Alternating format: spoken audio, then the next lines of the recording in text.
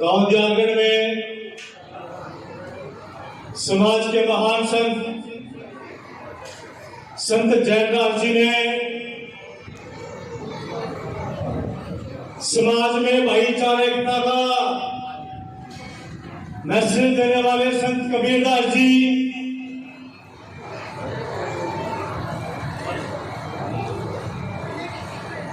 वह तमाम महापुरुषों की याद में एक विशाल प्रोग्राम रखा है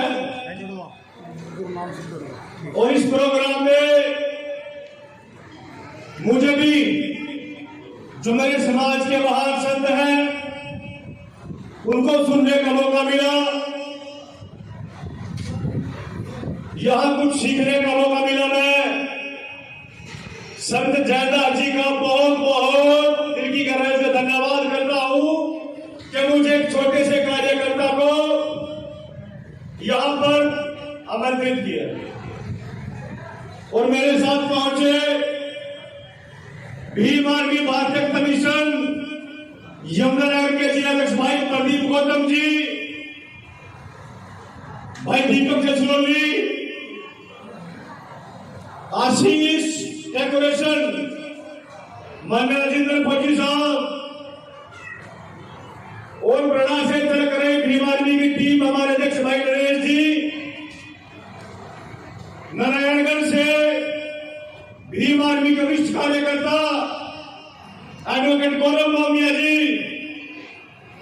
और मुस्लिम समाज के युवा भाई नौशाद जी, मैं तमाम मेरे साथी जो यहां पर पहुंचे सभी का धन्यवाद।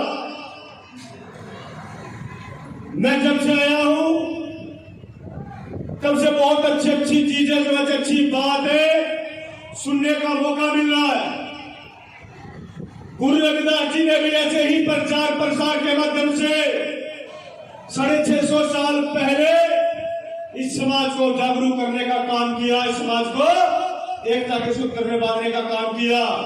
लेकिन समाज के लोगों, एक दुख की बात यह भी है कि 650 साल पहले जिनको हम अपना इष्ट गुरु मानते हैं, हमारे सिर का ताज संत शिरोमणि श्री गुरु रविदास जी महाराज, जो हमें कहकर करके गए कि ऐसा चाहूं राज में जहां मिले सबर को वन और छोट बड़े सब संग से रविदास रहे प्रसन्न। समाज के लोगों, आज तक हम क्या वो राज लेकर के आए?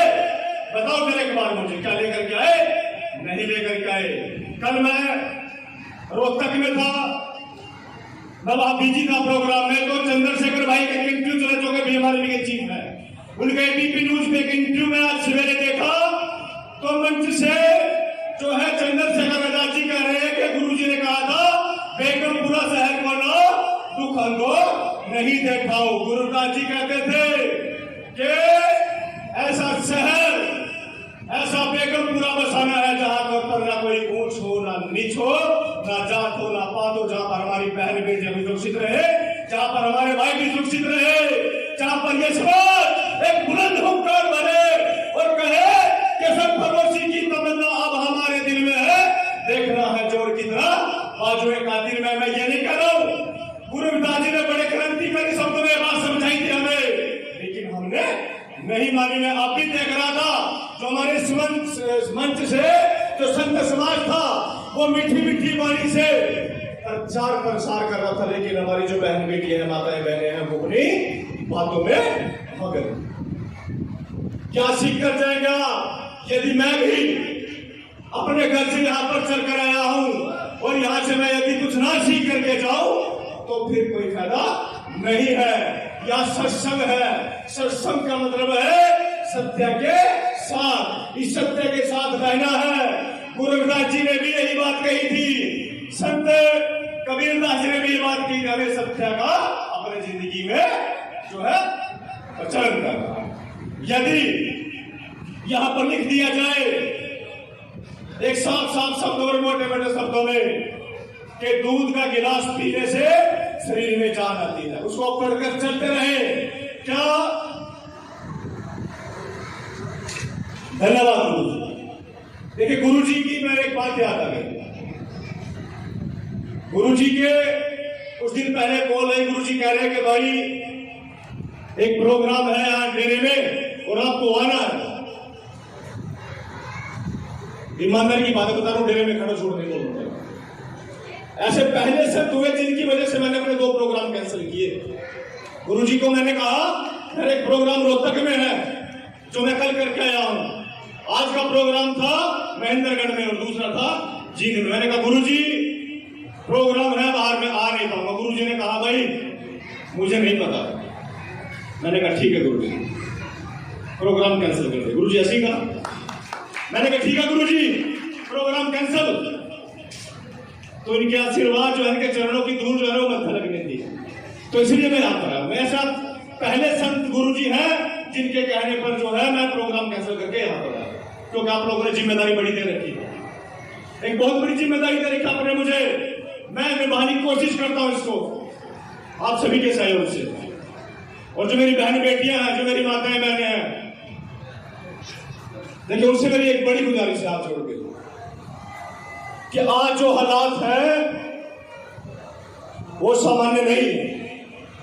हालात बड़े खस्ता है, बहुत दुखद हालात है। यदि आप लोग जो मेरी बेटियां जो पढ़ती हैं उनको पता है कि हालात कैसे हैं, हमें पढ़ना है बेटा, हमें पढ़ना है।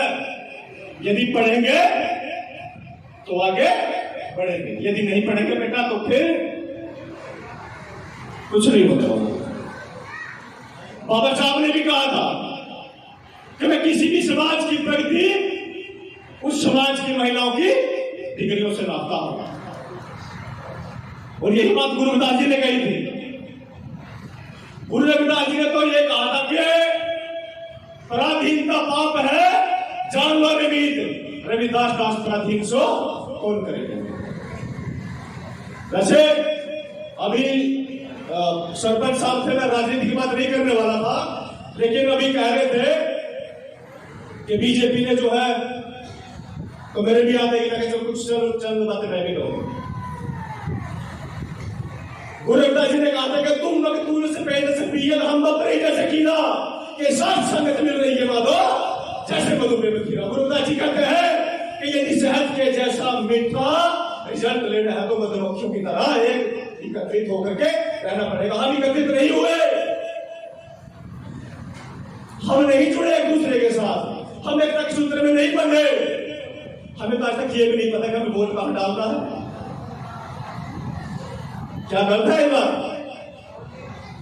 बाबा साहब ने कहा था अपने घर की दीवारों पर जाकर के लिख लो हम इस देश के शासक हैं। ये तब कही थी बात, कब कही थी? जब हमारे घर में दीवारें भी नहीं थी। तब बाबा साहब ने कहा था कि अपने घर की दीवारों पर जाकर के लिख लो हम इस देश के शासक हैं। क्या हम शासक बन पाए? बताओ, क्या बन पाए? नहीं बन पाए, क्योंकि हम गैर जिम्मेदार समाज के लोग हैं। हम जिम्मेदार नहीं है। जिस दिन ये समाज जिम्मेदार बन गया उस दिन 12-12 साल की साथ बच्चे के साथ रेप नहीं होंगे।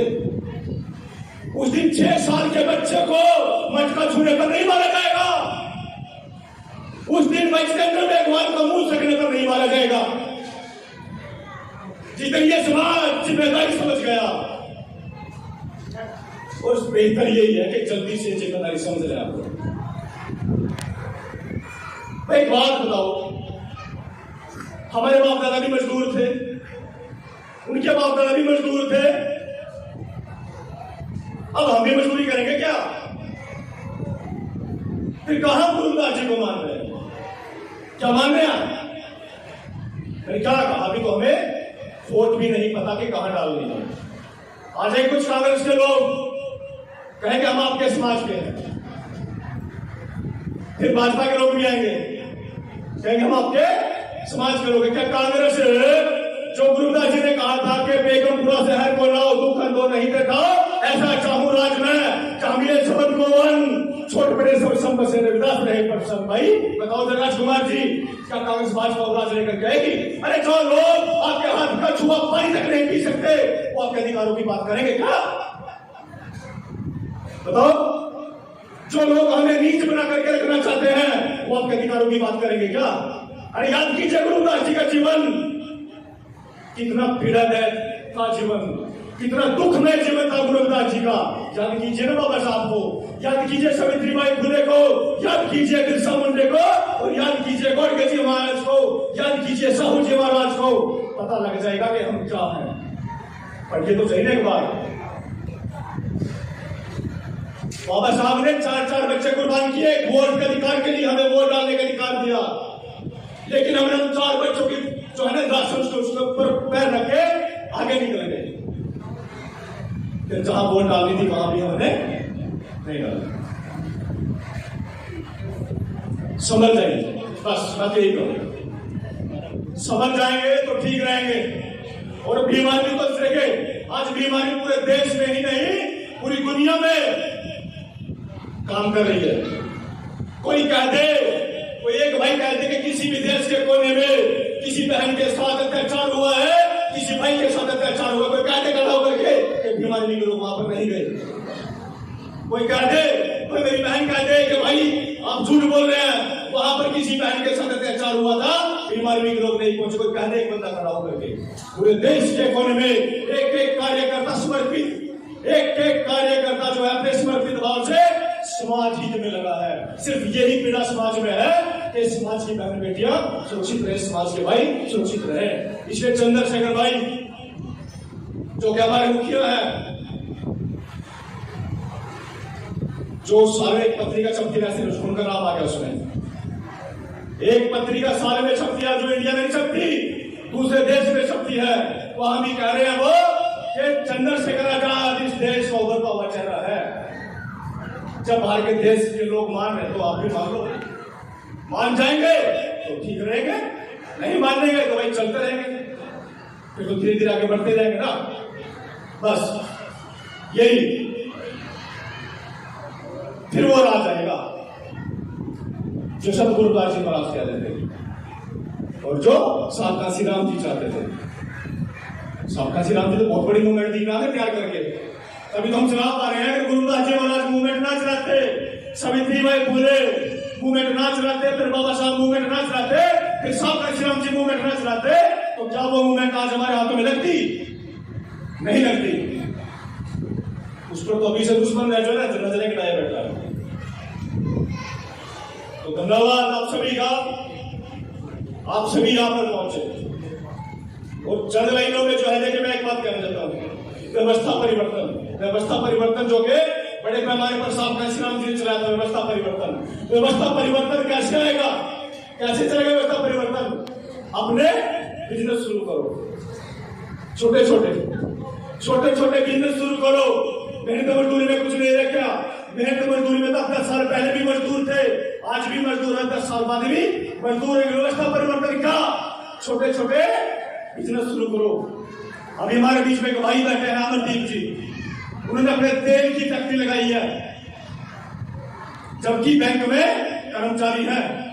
तेल की फैक्ट्री लगाई है सिर्फ इसलिए कि हम जो है ना उन लोगों का तेल खरीदते हैं, किनका? अंबानी अडानी, जो हमें नीच बना करके रखना चाहते हैं। और तेल भी हम उन्हीं का खरीद रहे हैं, घर भी हम उन्हीं का भर रहे हैं। अपने बिजनेस कीजिए, चाहे छोटे छोटे कीजिए, और जब अपने लोग होंगे ना व्यापार में तो फिर वो आ जाएगा, फिर व्यवस्था परिवर्तन होगा। अभी इस भाई ने भी तेल का काम किया है क्या भाई? शुद्ध तेल है, बिल्कुल प्योर तेल है।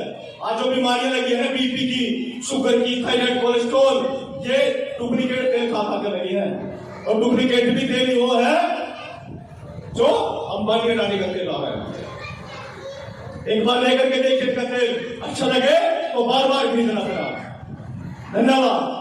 जय गुरुदेव, धन गुरुदेव, जय भीम, जय भारत।